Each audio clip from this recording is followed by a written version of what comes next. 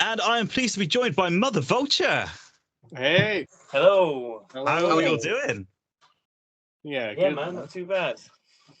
Work was great. It didn't sound that positive.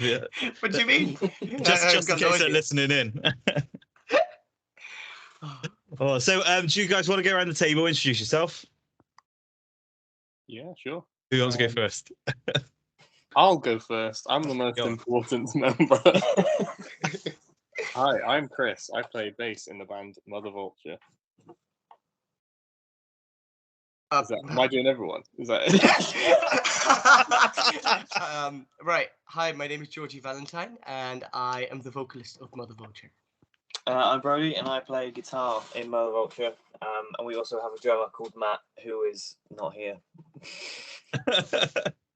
Obviously we've played you on the show loads, but for anyone that's unfamiliar with Mother Vulture, I don't know why they would be, but tell us a little bit about Mother Vulture. Go on, Brody. Me? All right, okay.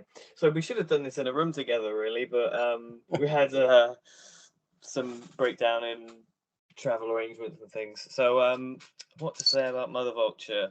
I suppose... Where to start? Yeah, where to start?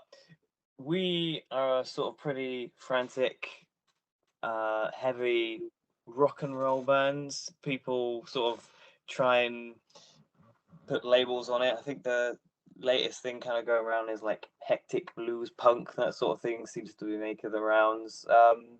We just kind of musically take influences from a lot of different areas and kind of sort of mash it together without it sort of seeming too out of place. But I suppose where our heart is with our live shows. We want people to come and see us and get, punched in the face, as Chris likes to say. Yeah, I think hectic blues is probably a good description. I know you've been described as just like insane before. In fact, I think that might be Matt that described you as just insane. I like that. I like when people run out of different synonyms for the word crazy to describe something like that. That's good. I mean, what does he know? What does he know? Yes. Like, he just sees the backs of us. Like, that's it.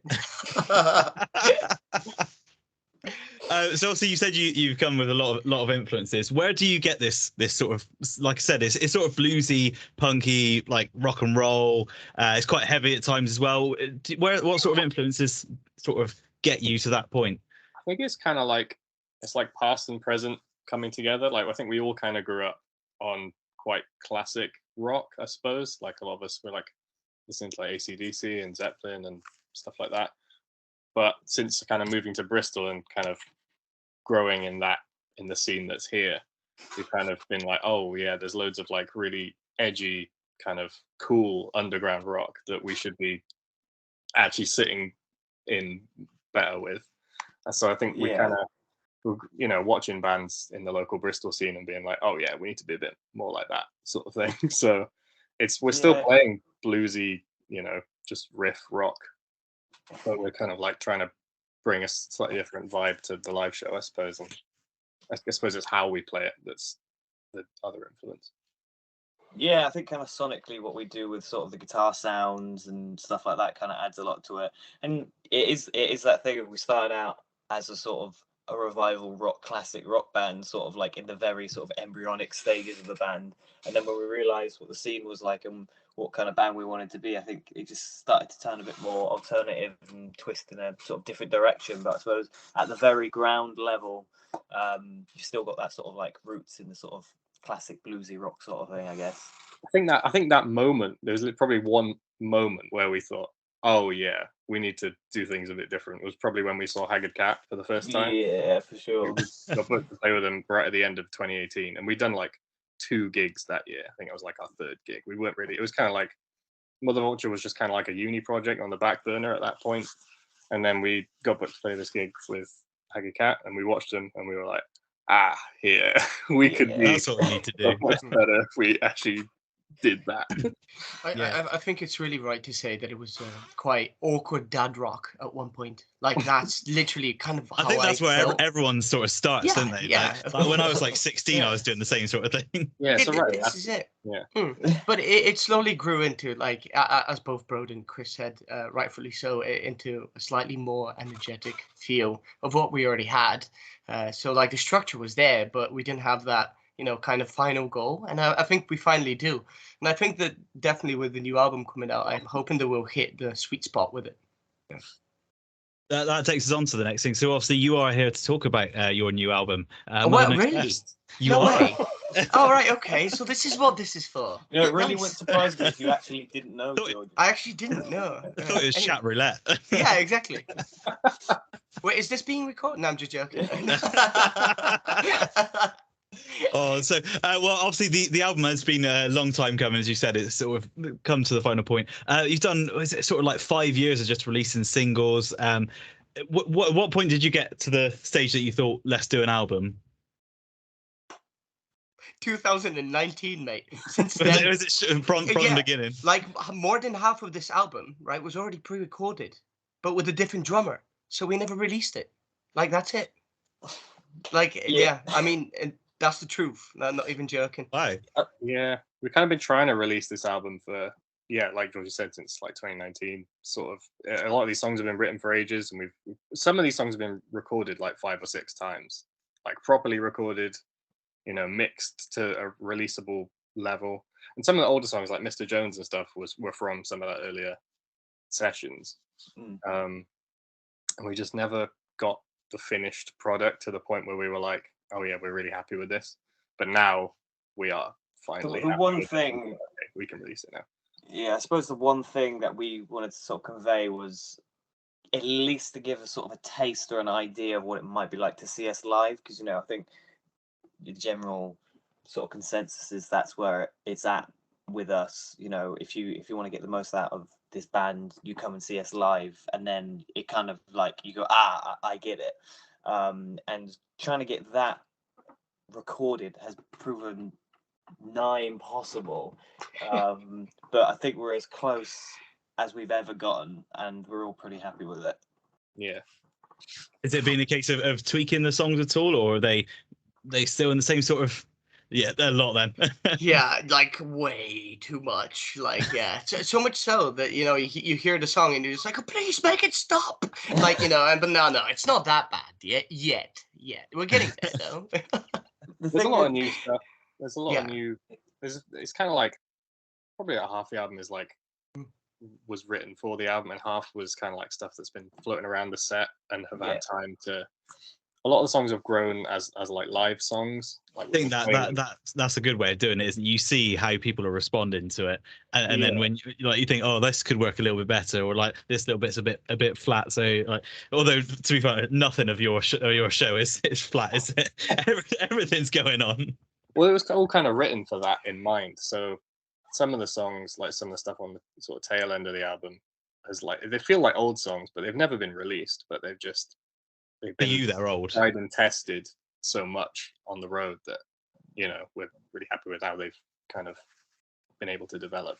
Yeah, and we've always kind of almost written songs live in the sense that we will make a song as as complete as it can be, and then kind of know that once we started playing it live on a couple different runs, that once we go to record it, it's going to sound completely differently because we sort of suss things out as we're playing live shows and just kind of get a bit of an idea. Like Fame or Shame is a big one that's changed quite a lot since it's sort of like first draft to what it is now,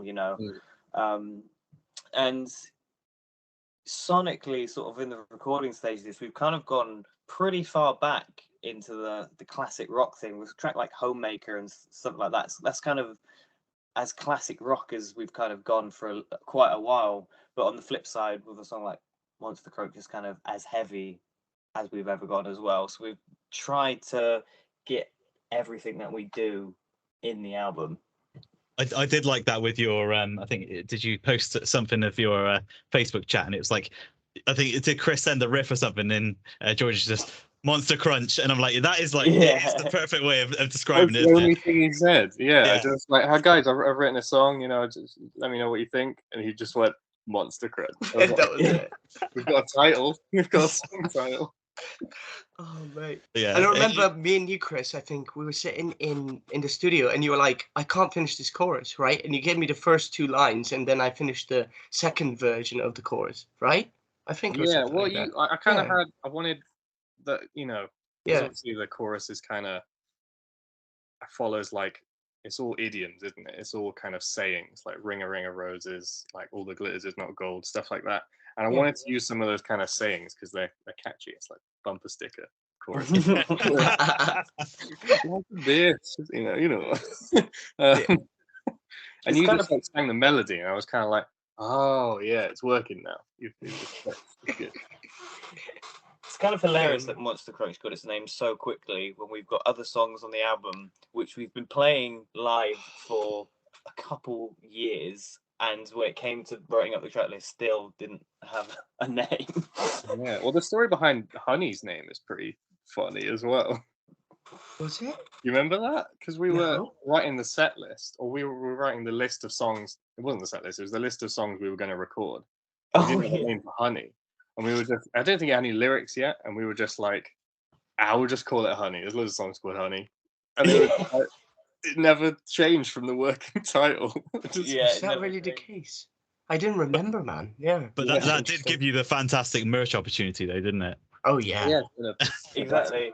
It was just sort of like, how does this riff make you feel? And I was just kind of like, well, it kind of makes me feel like honey. And we just wrote the song around that. It was silly. And then like main lyrical theme, and then obviously we did actually make Mother Vulture brand Honey. Hot take. People love that. You see, the thing that sells it for me is the slogan. Is the "Give me some" that really stuck. You know, like that was I blew my little mind when I saw the jar, and I was like, it says the lyric. The lyric is on there. Like, you know, like mad. Mm. Well, so with the album, is there, obviously you've been recording it over a few years, is there some sort of like running theme or idea behind it, or is it literally just trying to embody your live show in sort of recorded form, do you think? Just kind of angry, but in a funny way.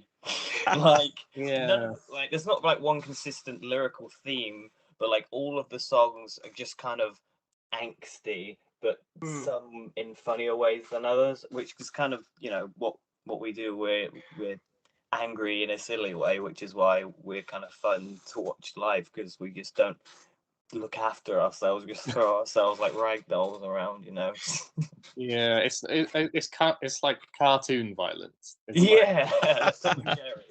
it's like Wile E. Coyote falling off a cliff. It's not real. It's not like proper visceral hate and anger, but it's kind of just like a cartoon explosion. I don't know.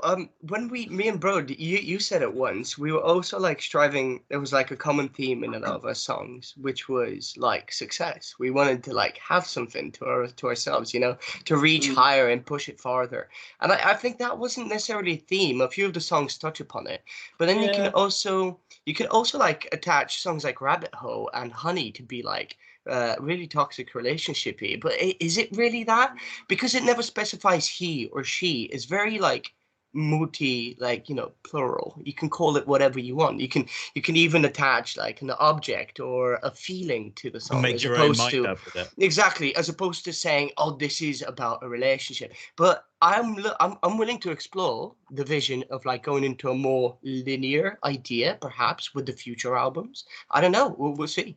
Who knows? Yeah. Well, obviously, you're off on tour again next week. The next week, yeah. Is it next week? Oh my Next God. week, it's come around so fast, isn't it? And yeah, we better rehearse, boys. Well, that's obviously to support the album, and you've also got a Bristol sold out show as well. Yes, we do. Which sold out ages ago as well, wasn't it? Like you knew straight away as soon as it went on sale. I was like, I know that's going to sell out. That's why I think I was probably the first person to buy a ticket. Really? We have sold out a show before. Never. Not a headline show. No. So that was like so cool. Well, we were just if you don't count Cornwall. But I think that's the thing. You guys don't tend to play Bristol that much, do you? So I think everyone in the Bristol scene knows you, and it's just like, I really want to see Mother Vulture, and you're just like, nah, like just wait. We really held out this year. Yeah, I think it's definitely a good move. Thank you.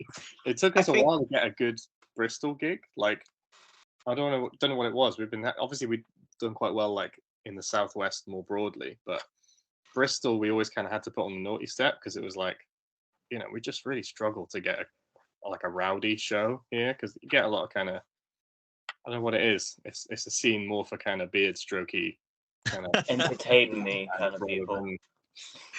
Entertain me. I don't know. But then we did have a really good one in the Crofters' Rights end of last year. Then we were like, okay, we'll save our pennies for another good one at the end of this year, and it's obviously paid off. Well, obviously, that Bristol show is going to be something special, isn't it? The album launch. I hope so. I think it really is, and you've obviously got a couple of days off after, right? So recover, yeah, recover. Do we?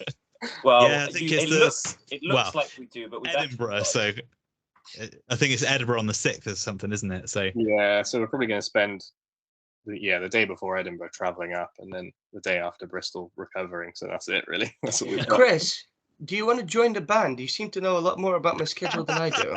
Like, just saying, just a question thrown out there. Only do one got basis, so. Oh, mate, don't worry. There's always space for more. All the bass. Yeah. Oh well, obviously, it's only about a month ago or so you were on tour as well.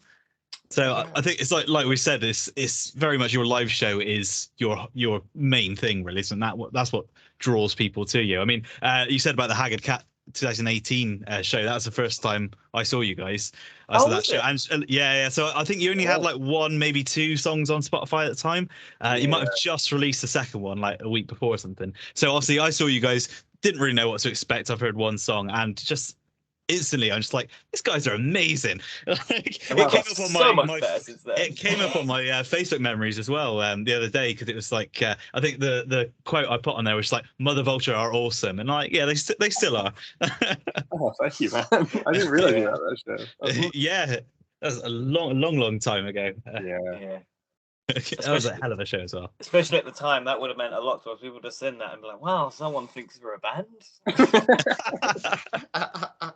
Yeah, I think you said earlier you'd only done 2 or 3 shows at that point, hadn't you? Yeah, we were really still kind of finding our feet. That was definitely the one that sort of got the ball rolling.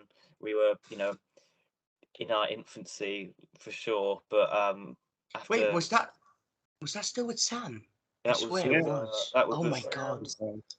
That would have been the last official show he did with us as well, I think. No way. His last one was at the Crofters, my mistake. Another one. Yeah. For those who don't know, Sam Winkle is our old drummer. Yeah.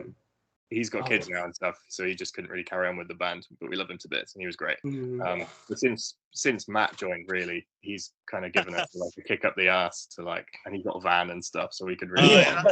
There wasn't any try out on his drumming ability. It's just like, you got a van, you're in. They're both phenomenal drummers, but Matt really had so much drive and passion to just go at it non-stop, whereas we were all kind of didn't really know what to do with ourselves at that point. I think sometimes you need that one driving force, the one that gets you really moving with it. Absolutely. That is actually to say, I think a lot of people underestimate just how much he actually did for the band.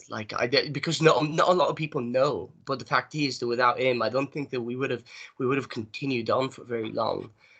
Truth be told, just because he really makes us stick together. I know it's cringy to say, but it's the dad of the band. I'm not even joking. He looks after us. He really does, and not many people do that. He was our biggest fan when he joined the band. He was. He has asked to join our band as well.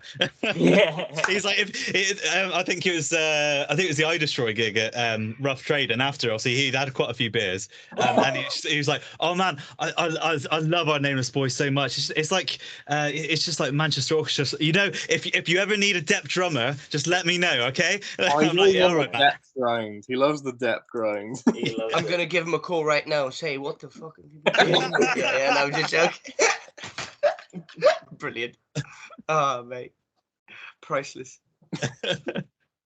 Well, obviously, like I said, you don't play Bristol that much. You seem to play a lot down the south. When you're sort of planning a tour, are you aiming for like particular places? You trying to play the same places, new places?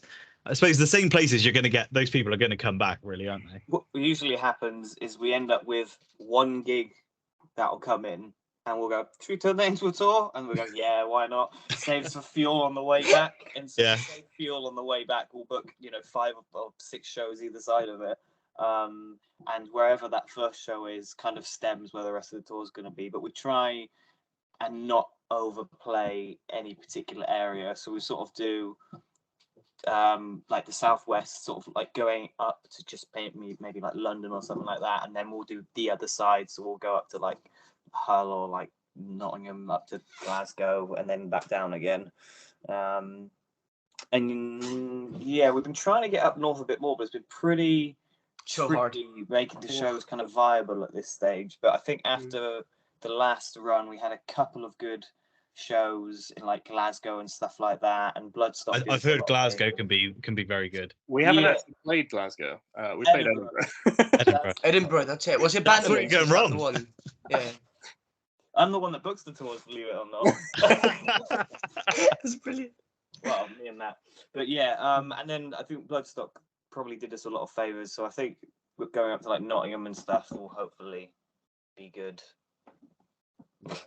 I don't know. I just feel like the North already has so much to offer. It's quite hard to go, hey, listen to our. So sorry, what did you call it, Chris? It was something comedy. No, cartoon violence. Cartoon That's violence. it. Yeah. Oh mate, that needs to be a next album. Yeah.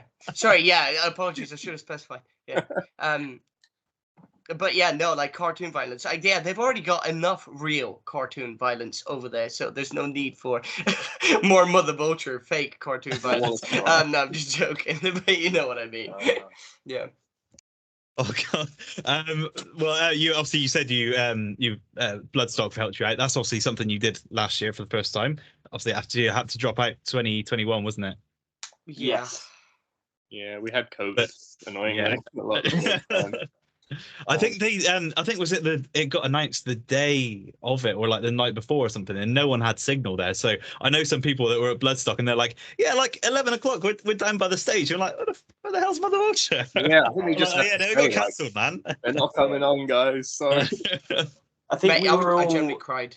We were all kind of holding out that by some miracle we would be better on the day of Bloodstock and testing negative, and it just didn't happen. I was ill for weeks and weeks. But at least you got to go back this year though, didn't you? Oh yeah, and it was a much better slot as well. It was instead of like 11 in the morning or whatever it would have been, it was like 5 or 6 o'clock in the evening. Oh wow. So it was great. It was really good. Yeah, sometimes things happen for a reason, don't they? Yeah, it was by far the most people we've played to at once. It was like surreal just seeing all those people out there. Like, I felt guilty in here listening to us. What the hell? I felt guilty. Do you know what I mean? Because I looked into the crowd and I went, I want more. Like, I was like, it's not enough. Like, could you give me a few more thousand? And maybe then, just maybe then I'll go, all right, it's time to put the mic down. No. Oh. I've never been hungrier for it either. Next year there'll be even more. That's the thing. Yeah, well, they bought like some of the like those 3,000 people will tell 3,000 people and. What? Look, Chris, I'll be honest. I'd love to go back, but I think they might have blacklisted us because of Brody. He climbed that side of the stage, and the guy, you should have seen him. It was just like, oh, if I saw you, I would have cut your set. And I was like, but he's been up there for 5 minutes. What set? Like, do you know what I mean? We're playing for 30 minutes, mate. I think you missed the cue. You've got to be quick. You've got to not even let them see you getting up there. That's the key. What's funny is it was so high that no one could see me. I was like, because when the footage came back from the festival, I'm not even in frame anymore. It's just gone. Yeah. Oh god. So, yeah. Learn my lesson. Stay in frame. Oh, you did you also play Arc Tangent this year as well, didn't you? Yeah, we did. We did. That was awesome. That was really cool. I have loads of respect for Arc Tangent and this kind of types of people that go to Arctangent are like proper music nerds. You know, they listen Yes. to OPEF for fun and stuff. Yeah. So like going down well there was like, oh wow, we can actually like hang with the likes of Tesseract and, you know, proper bands that really know their stuff and like know theory. It's like the fact that we can just go there and play silly rock and roll and they still like it. Yeah, It was really a really cool feeling for me. Yeah, it was awesome. I mean, I think we had like circle bits and like a proper great like crowd. They were just really into it, and we weren't sure exactly how we were going to go down, and sort of we were making fun of them, saying that all the songs are in 4/4, so they might not like of it, which they really thought was funny. So that went down well. Yeah, you managed to tell that joke twice. Yeah, I know. Usually once is too much. Like, you know, so, but yeah, and now all that's left is for us to play 2000 Trees. Fingers crossed. Mate, by the time that we play 2000 Trees, they might turn into 10,000. I don't know. I'm just saying. Like, you know, yeah. Yeah. Anyway, but yeah, we'll find out the hard way. It's fine. Yeah. Yeah, you've done Bloodstock and Arctangent. It's been a good year for you guys, obviously supporting Reef as well at the O2 Academy. Yeah, That was pretty huge. That was fun. Was it? Sorry, Carol. I was just gonna say it's the first like proper big venue we've played, like outside of festivals, like O2 Academy. It's like a different to the pub down the road. Like it's the White Whale. Yeah. It's quite nice for a little while after COVID. They had some of like you guys obviously supported Reef, Raptors supported Skindred. I was like thinking that they're going to start doing this of getting the local Bristol bands who can definitely hold up on these stages, actually giving them a chance. Like it's sort of died down after like those two. Town, you just get a really good local band on first. Like that should just be a thing all the time. Good. Yeah. But obviously Reef then invited you on a couple of shows. They got postponed in the end, didn't they? Yeah. I don't know whether they'll be able to do the rescheduled dates or not. Yeah. It's not. We don't know. But it's nice to get like acknowledged like that. Like I saw them side stage and I could see they were enjoying what you were doing. And obviously the fact that they then come to you and said, "Look, come play these shows," definitely shows that you're turning some heads. Yeah, Reef are awesome. They're like really lovely. Like proper normal geezers. They're just like they're hanging around. They're watching us sound check and they're like chatting to us and like normal lads. A were really cool as well. They're really lovely. When they came to approach us, that was really really cool. So yeah, I don't know. It just felt like A full were circle. as well. Yeah, that's it. They were supporting. I think some of the tour, right? Yeah. But like the Jesse from Reef has stayed in touch, and so is like Tim from A and Jason Perry and stuff. So it's like it's nice to just like have some people in the industry who are kind of like respected, I suppose, and like do what they do really well, kind of give us a little bit of a foot up. And it's just been cool. Mine, Brody, on that note, you should have seen it on the last interview I did with that. I think it was Gatefold, right? And you told me, you should tell us before doing something like this and doing an interview, right? And you should have seen. He asked a question. He was like, "So was Jason Perry involved in the songwriting?" I was like, "Fuck, was he?" Of course he wasn't involved. Like I was just like, mate, we would have gone already double platinum if he was. Like, what do you mean? Like, yeah, it was quite funny. And I was just like cracking jokes left and right. It was quite hilarious. We should just say that all of our songs Yeah. were written by Jason Perry. It would have been great. I should have lied like through my teeth. And then he would have gotten in contact and I'd be like, let's write the record. Let's do it. Come on. See, the Record people number want 2. it. Yeah. That's it. Oh, with all of that, what has been your highlight of 2022? Like, there's been some big moments for you guys. Oh, easy. Bearstone Festival in Croatia. I was going to say you went to Europe. Oh man, I've never felt more like a proper rock star than like putting my bass on put the little flight tag on there and give it to the guy and playing a show, and it was probably the best gig we've done in terms of like how rowdy it was and like just the reception we got there was just so good. Yeah, easily highlight. For me, was when we landed and we got there, she was holding this little wooden sign saying Mother Vulture. I was like, "You made this yourself?" I was just like, "Can we please have it? Could we please take a picture with you and put it on Instagram?" And she was like, "Yeah, of course you can." I was like, great. It's like in the movies. Yeah, exactly. I was like, "This is real. It's not fake." Like, oh, mate, I love it. Oh. Yeah, Well, it's got to be sorry, Best carry on. of Festival. I was just gonna say it's got to be Best of Festival for all of us. I think that Yeah. will stay the same. Just Mm. like the location of it as well. Like it was like stepping into like Valhalla. It was just like, oh my word, look at this place. Amazing. Is that definitely one for the future again? Do you think, or? If they'll have Yeah. us back, yeah. I think our old agent band are playing next year, Orange Goblin. So it would have been nice to play with those guys because we did a show with them at the Yard and it was really good. But I think they might have us on the year after. Maybe give us a year off. Festival etiquette not to play twice in a row, unless you're Leap Palooza, in which case we play twice every year.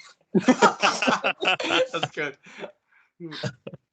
Obviously, we've talked lots about your live shows as well. How much energy, how much mayhem, and obviously, I've seen you guys fall off stages. Yes, I've seen you guys fall over barriers as well. So, what is the worst injuries, or what injuries have you had in Camp Mother Vulture? I think they're all going to belong to me. Yeah, like no argument there. Yeah, I probably stubbed my toe. That's about it. But yeah. I mean, I've broken my foot a couple of times. Broke my rib in May, or a couple of ribs in May, and apart from that, just like permanently damaged my entire body to a level of chronic pain. Your knees are like the knees of a 70-year-old man. I've got Angus Young's knees, but how they are now. Yeah. Bro, can I ask you a question? Do you remember when we were in a van, right? We were about to leave and you're like, oh, I'm going to try and load in. And it's like, I can't feel my ankle. So you ripped off this bandage, right? And you started wrapping your leg, but you would put Nurofen cream in the bandage. And you were like, I can't feel my foot. And I'm like, well, of course you can't. It's you've soaked this thing in a whole tube of Nurofen, and it's like you can't feel anything. And it's like, but mate, it was great. It was like a stump. It was broken, but it was still a stump.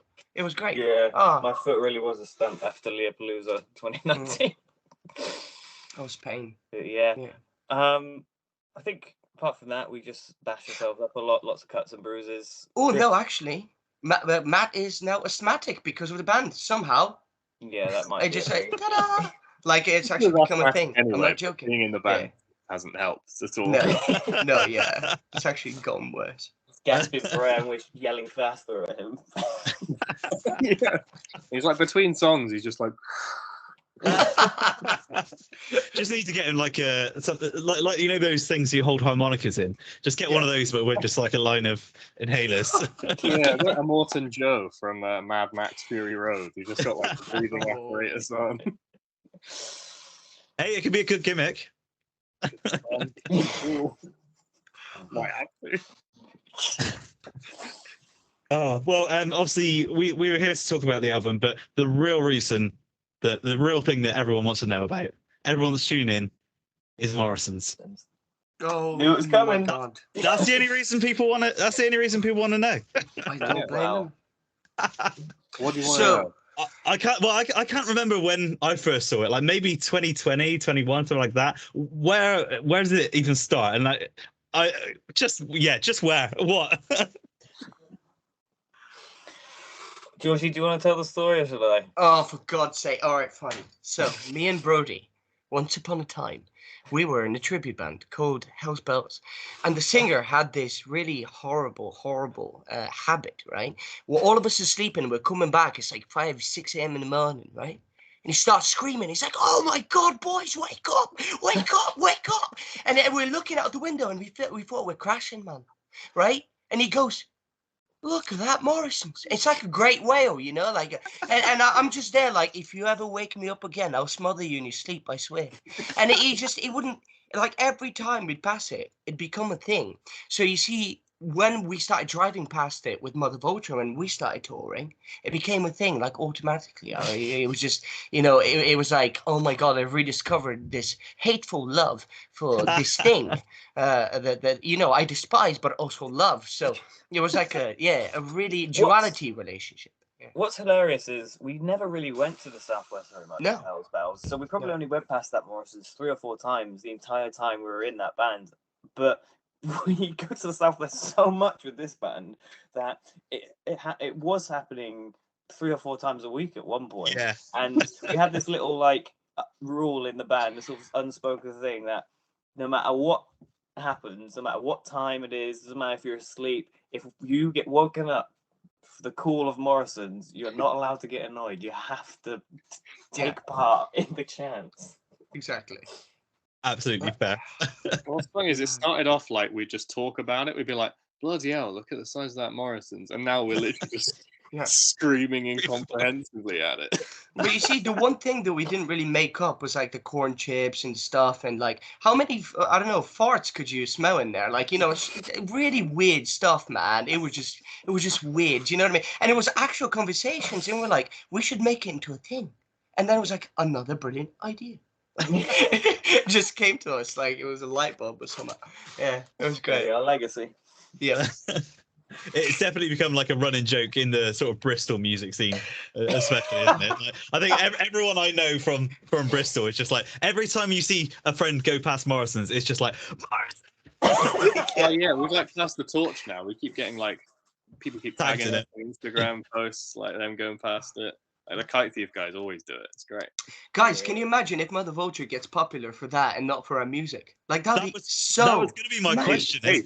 Has that spread at all, or is it literally just the Bristol scene? Like it seems like something that should be a TikTok trend by now. Really. I know. I mean, we've probably been sent, I don't know, 50 of them over the last sort of couple years or Nice. whatever. So like, it's a growing community for sure, Yeah. and people always shout it at us. We had a little chant going at a couple of our gigs on the last tour, a little Morrison's chant. Yeah. So Yeah. people Mate, know. they did it at Bloodstock. Bloodstock, yeah. Oh, Bloodstock as well. Nice. Yeah. They were shouting at us, and I was just like, "Wait, what? Yeah. Stop it!" Like I couldn't believe it. It was weird. It was weird, man. It's definitely one where you're walking around a festival like after we've played, and people will shout like Morrison's at us. Not Mother Vulture, not good song, not great performance from guys. Morrison's. It's like, okay, cool, that's great. I mean, Hey, if you and get a look, sponsorship something- deal, then. Oh, we're holding out for it, man. I'm Any day waiting. now, surely. Yeah. Oh, yeah, literally every single time I drive past it, it's instantly I'm just like, Mother Vulture. Yeah, I get really annoyed though if I'm going to like Bridgewater, because you get off just before it and you're just like, oh, like I thought I was driving past it. It's like, oh no, I've come off, and then it's just driving down like towards cobblestones. Like you look on your left, it's like, oh, there he is, Right sneaking there. through the That's the edge of fence. it, yeah. I love it, mate. Can you imagine? Like some people probably start actually driving past, taking a long route just so they can see it. Not even just for the laughs, you know. Like, oh, fair play. I saw it. Yeah. I It's like feel the angel of the satisfied. north. It's like the angel of the north, but it's like the angel of the south. Oh, Yeah. Yeah, that's it. You couldn't have said it any better. It's brilliant. Oh, that's Yep. good. Oh god. Well, guys, thanks so man. much for coming on. I mean, my cheeks are hurting like hell. So. I don't think I've laughed this much in a long time. Thanks for having us, man. We are obviously going to play one of the tracks from the new album on the show. Have you guys got a well, that's what I'm going to ask you. Have you guys got a favorite track? Anything you want to play? Ugh, no. No, I'm just joking. Not a fan. I don't know. There's a lot of tracks that are out at the minute which people have heard already, but maybe Shifting Sands would be a good one. It's sort of we were all really into that track. So yeah, that'd be a good one. Wait, Cool. Chris, have you already got the song? I've not. No, Oh, it's not going out. It's not going out until Saturday, so it'll be out. Oh, I see. What's Okay, it? right, Yeah. sorry. Right, it's not live. No, I'll play it right now. everyone has tuned out by now. Oh, by the way, do you I'll not do that know on my this is like computer. Twitch? Yeah. Okay, so we're gonna play Shift and Sands. Then does one of you want to introduce it, or do you want to have an attempt at all of you doing it virtually? It's probably not going to work. It's never going to work. It's not even worth it. 3, 2, 1. We're Mother Vulture, Mother and this is Vulture, this Shifting Big Sands. Sands. I didn't even try. Like, I'm sorry, but that was so bad. Like, yeah, can we retake about 1,000 times and then we might just get it. I think the comedy is in the lack of. Oh, look at him, Mr. Moon. Isn't he He's so great? cute. I just wanted to get him in the shot, you know? Yeah. People- Do you want to get Oh, Mr. I know Moon to it's now introduce it? exciting you. He's attacking.